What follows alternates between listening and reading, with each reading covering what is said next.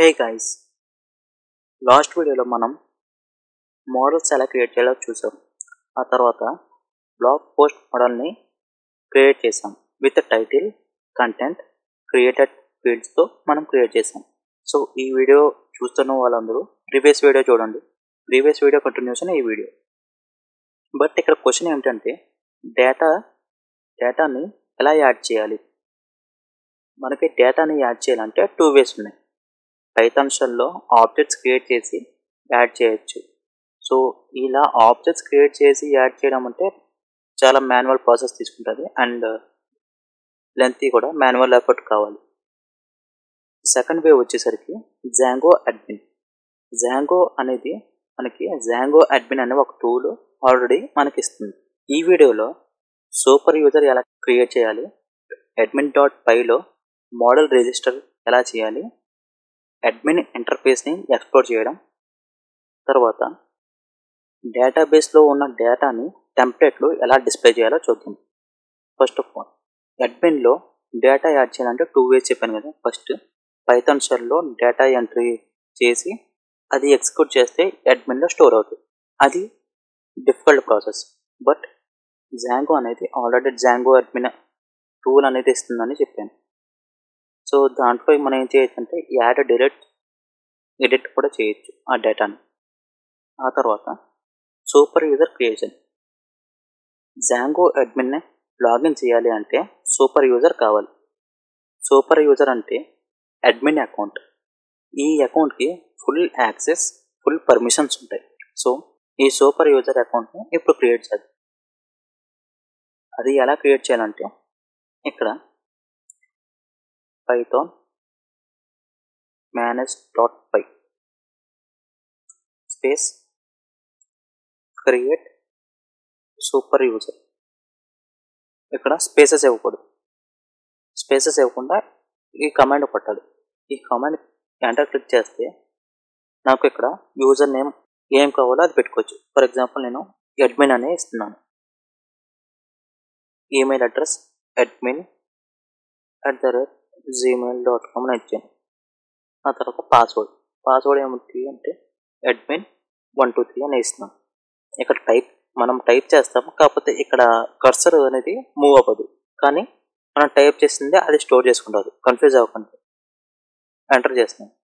మళ్ళీ పాస్వర్డ్ ఎక్కడ చూపిస్తుంది admin123. సో ఇక్కడ Y అనేది ఎంటర్ చేయండి.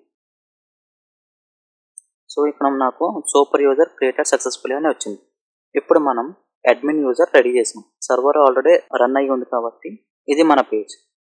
సో ఈ URLలో ఏం చేస్తామంటే /admin అని ఎంటర్ చేయండి.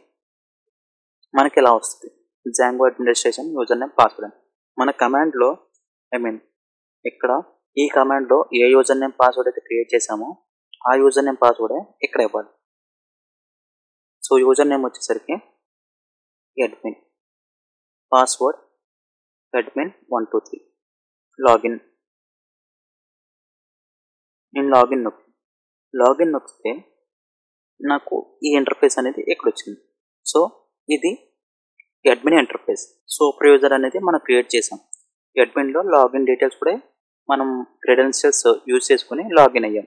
ఆ తర్వాత ఇప్పుడు ప్రీవియస్ వీడియోలో మనం ఒక మోడల్ అనేది క్రియేట్ చేసాం. ఏ మోడల్ అంటే బ్లాగ్ పోస్ట్ అనే మోడల్. ఆ బ్లాగ్ పోస్ట్ ఇప్పుడు రిజిస్టర్ చేయాలి. ఎక్కడ? అడ్మిన్ ప్యానల్లో.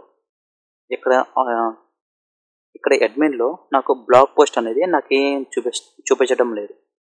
అంటే మైగ్రేషన్స్ అనేవి కమాండ్స్ రన్ చేసినా సరే ఇక్కడ నాకు చూపించడం లేదు. ఇక్కడ చూపెట్టాలంటే మోడల్స్ అనేవి రిజిస్టర్ చేయాలి. అది ఎలాగో చూద్దాం. ఫస్ట్ ఆఫ్ ఆల్ ఇక్కడ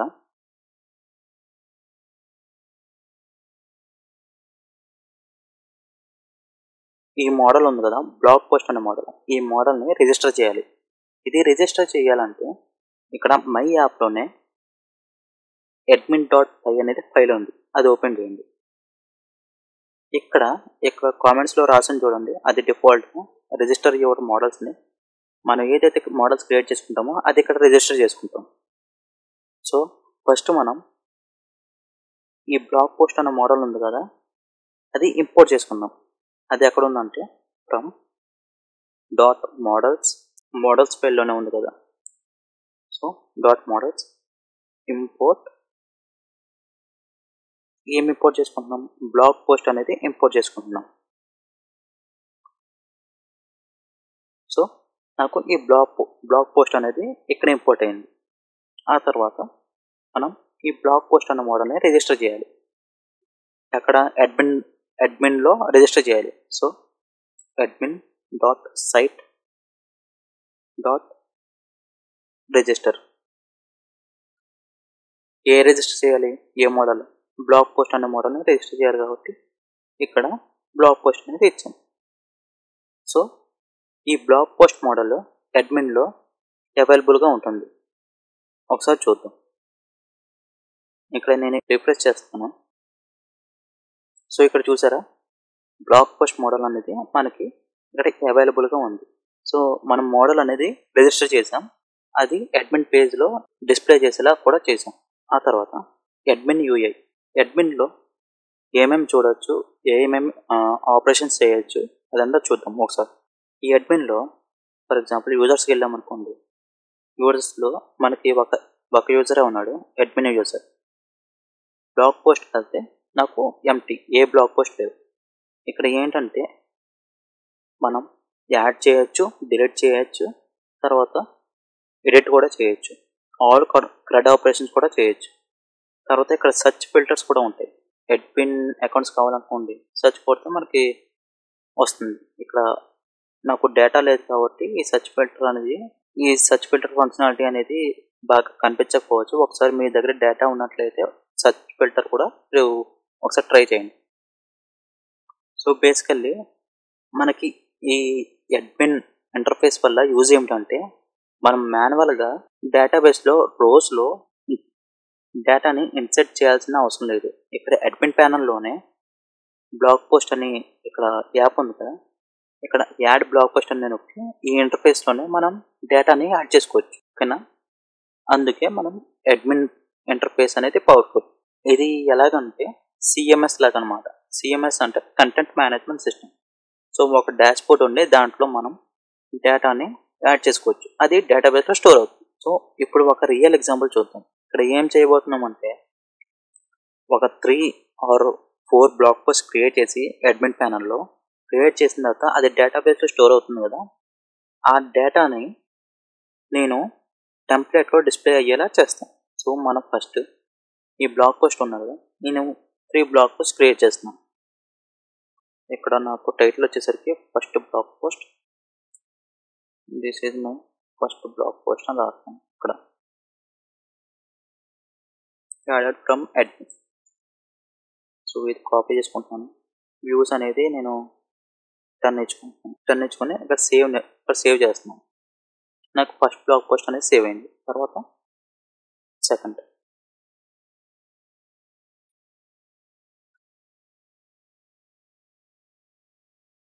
సో నాకు ఇక్కడ 3 బ్లాగ్ పోస్ట్ అనేది నేను క్రియేట్ చేసుకున్నాను. ఇప్పుడు ఈ డేటాని నేను టెంప్లెట్లో డిస్ప్లే చేయాలి.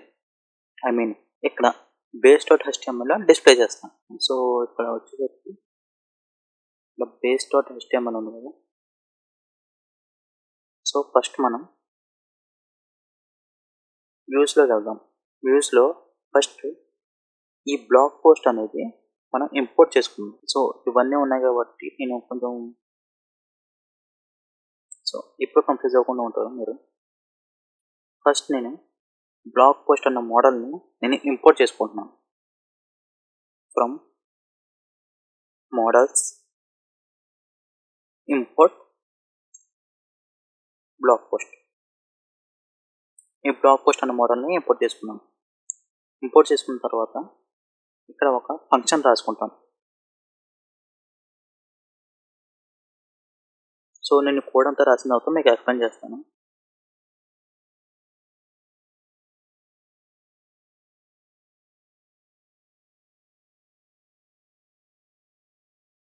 సో ఇక్కడ నేను ఏం చేశానంటే, పోస్ట్ లిస్ట్ అన్న ఒక ఫంక్షన్ క్రియేట్ చేసుకున్నాను. తర్వాత blog post dot objects dot all అని ఉంది కదా, ఇదేం చేస్తుందంటే బ్లాగ్ పోస్ట్లో ఉన్న డేటా అంతా ఈ పోస్ట్ వేరియబుల్లో స్టోర్ అవుతుంది. స్టోర్ చేసుకున్న తర్వాత నేను ఈ పోస్ట్ డేటాని ఎక్కడ సెండ్ చేస్తున్నానంటే పోస్ట్ లిస్ట్ డాట్ HTML టెంప్లెట్కి నేను సెండ్ చేస్తున్నాను పోస్ట్స్ అన్న వేరియబుల్తో. సో మనకి వ్యూ అనేది క్రియేట్ అయింది. ఇప్పుడు నేను టెంప్లెట్ అనేది క్రియేట్ చేయాలి.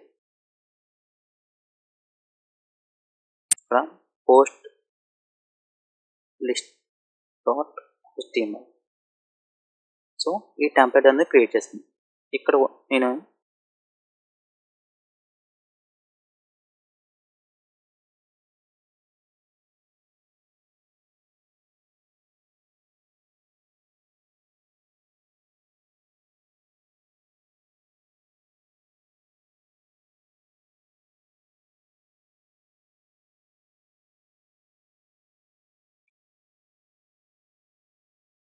ఈ టెంప్లెట్లో ఏం చేశానంటే ఫస్ట్ H1 ట్యాగ్ వేసుకుని ఆల్ బ్లాగ్ పోస్ట్ అని రాసుకున్నాను. ఆ తర్వాత యూఎల్ అంటే అన్ఆర్డర్ లిస్ట్. ఇక్కడ ఫర్ లూప్ రాసుకుని ఈ ఫర్ ట్యాగ్ మీకు ఎందుకు వాడుకున్నాను దేనికి వాడుకున్నాను అంటే ప్రీవియస్ వీడియోస్లో ఉంటాయి. సో ఒకసారి చూడండి. ఫర్ ట్యాగ్ వాడి నేను లూపింగ్ రాసుకున్నాను. లూపింగ్ రాసుకున్న తర్వాత పోస్ట్ డాట్ టైటిల్, తర్వాత post dot content views, post dot views అని రాసుకున్నాను. తర్వాత publish post dot publish created post dot created. ఇక్కడ నేను ఫిల్టర్ యూస్ చేసుకున్నాను, డేట్ ఫిల్టర్. నాకు డేట్ ఎలా కావాలి కాబట్టి డేట్ ఫిల్టర్ యూస్ చేసుకున్నాను. ఒకవేళ దీంట్లో ఏ పోస్ట్స్ అనేవి లేకపోతే ఎంప్టీ ట్యాగ్ యూస్ చేసుకొని నేను ఇది డిస్ప్లే అయ్యేలా రాసుకున్నాను. నో బ్లాగ్ పోస్ట్ ఎట్ అని రాసుకున్నాను. సో ఇక్కడ ఏమైందంటే వ్యూస్ అనేది రెడీ అయింది, టెంప్లెట్ అని కూడా రెడీ అయింది. ఇప్పుడు కావాల్సింది ఏమిటంటే URL. మనకి ఇక్కడ మై యాప్లో URL ఏముంది? సో URL అనేది మనం క్రియేట్ చేసుకుందాం. Path posts views dot post list